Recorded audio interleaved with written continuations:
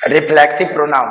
Reflexive pronouns में आज हम लोग देखेंगे रिफ्लेक्सिव प्रोनाउन के बारे में। रिफ्लेक्सिव प्रोनाउन होता आखिर में क्या है? ये जो हम लोग का सीरीज जो चल रही है, पढ़ाई जो चल रही है प्रोनाउन का, प्रोनाउन के बारे में आप लोग को बताया गया था कि प्रोनाउन जो वैसे शब्द होता है जो संज्ञा के जगह पर इसका प्रयोग में लाया जाता है, वैसे शब्द जो संज्ञा का स्थान लेता है उसे प्रोनाउन कहते हैं। जैसे ही, सी, इट, यू, वी, दे, ये सब प्रोनाउन होते हैं। अब इसमें हम लोग को देखना, इसमें हम लोग ये भी देखें कि प्रोनाउन के कुल 11 प्रकार होते हैं। 11 प्रकार को भी हम लोग अध्ययन किए। उनमें से कुछ ऐसे प्रोनाउंस हैं जिनका अध्ययन हम लोग एक रूल के रूप में करेंगे और प्रयोग एक नियम के आधार पर, जिसका हमारे एग्जामिनेशन में अधिकांश आता है। तो इससे पहले हम लोग डिस्ट्रीब्यूटिव प्रोनाउन में टोटल 12 रूल नियम को देखे, और अब जो हम लोग देखेंगे रिफ्लेक्सिव प्रोनाउन के बारे में। तो रिफ्लेक्सिव प्रोनाउन होता क्या चीज है?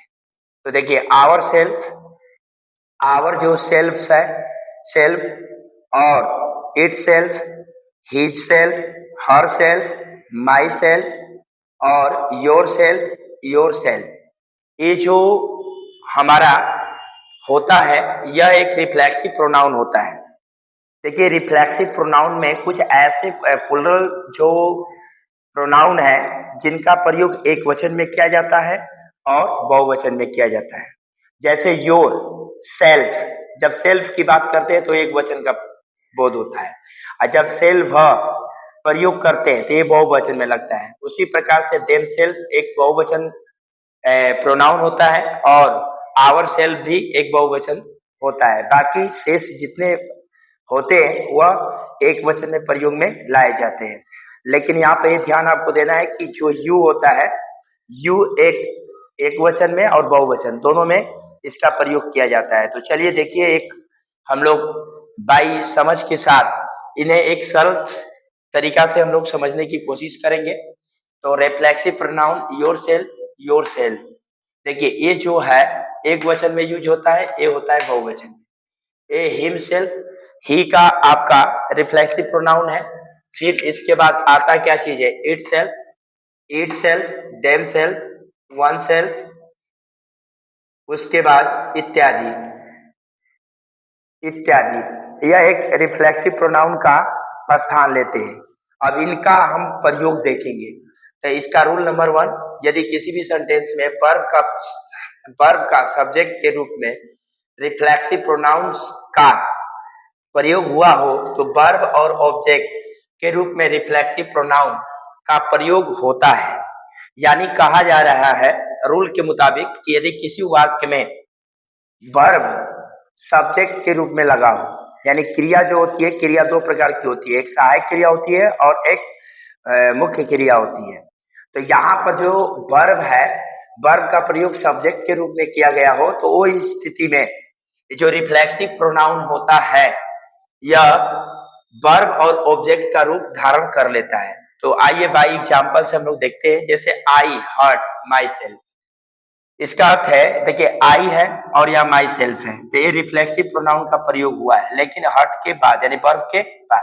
तो अब देखिए यहाँ पर आई हर्ट माई सेल्फ, इसका अर्थ है कि मैं स्वयं चोट मारा, यानी मैं स्वयं चोट मारा, मुझे चोट मारने वाला और कोई नहीं था, उसका जिम्मेदारी हम थे।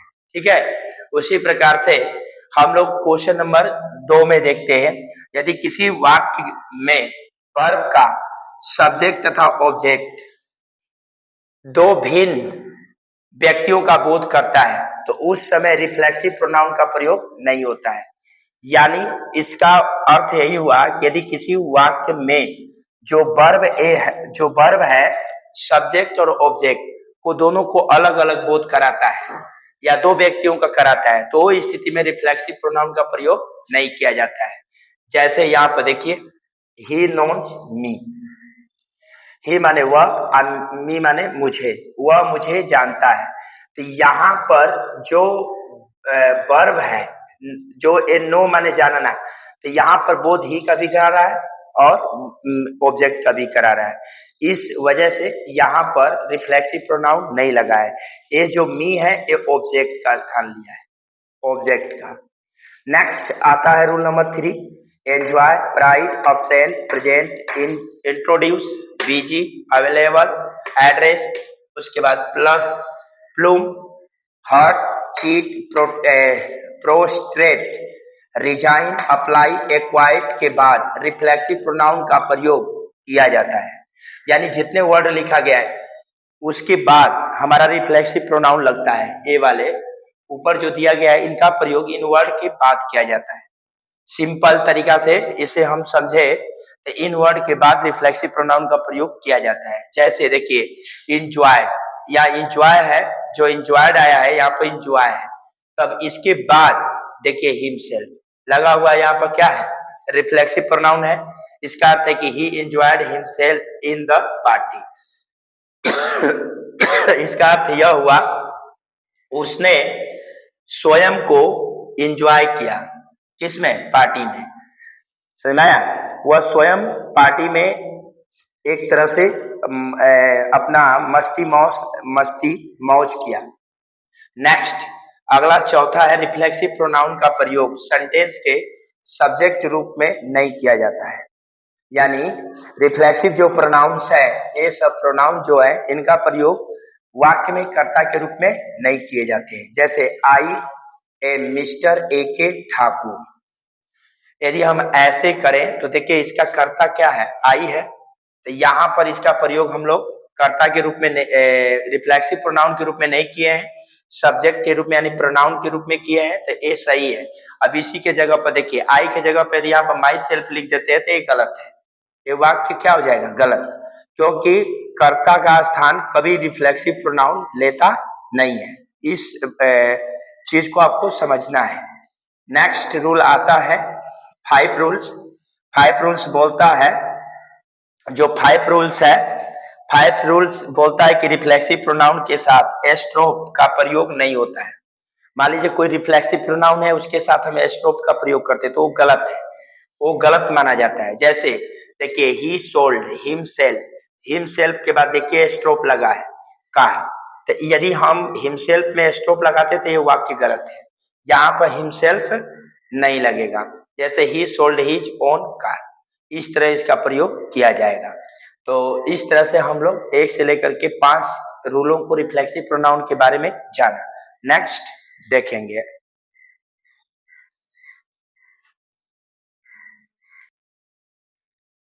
चलिए नेक्स्ट हम लोग 6वां रूल के बारे में देखते हैं।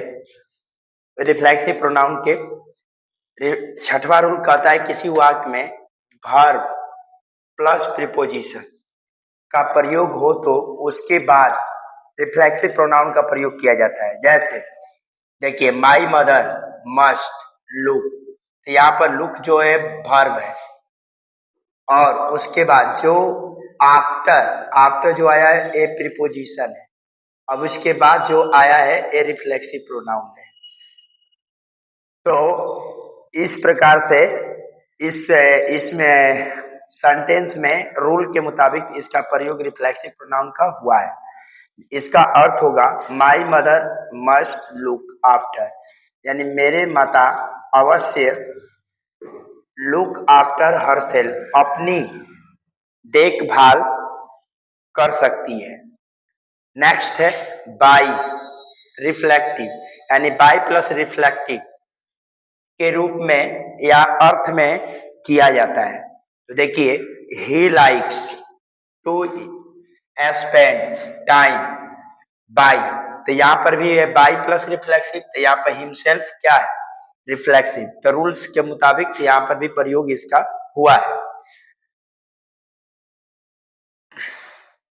अब next rule number 8, reflexive pronoun का प्रयोग counsel, qualify, aspirate, rest, stay verb के बाद नहीं किया जाता है। जैसा कि वाक्य में देखिए स्टे, ये जो आया हुआ है स्टे है, स्टे जो है यहाँ पर स्टे, यहाँ जो वर्ब है इसके बाद यहाँ पर रिफ्लेक्सिव प्रोनाउन है, इसलिए गलत है ये वाक्य, इसलिए गलत हो गया। जब हम इसको हटा देते हैं, नीचे इस तरह लिख देते हैं तो ये सही हो जाता है। तो इस तरह से हम लोग का रिफ्लेक्सिव प्रोनाउन समाप्त होता है और साथ में एक हमारा प्रोनाउन जो चैप्टर चलते आ रहा था वो भी यहाँ से समाप्त होता है। अब आगे नेक्स्ट चैप्टर का हम लोग अध्ययन करेंगे और आप लोग इसका अच्छे से रिवीजन करें ताकि आपके लिए समझना ग्रामर ताकि आपके लिए ग्रामर समझना आसान रहे।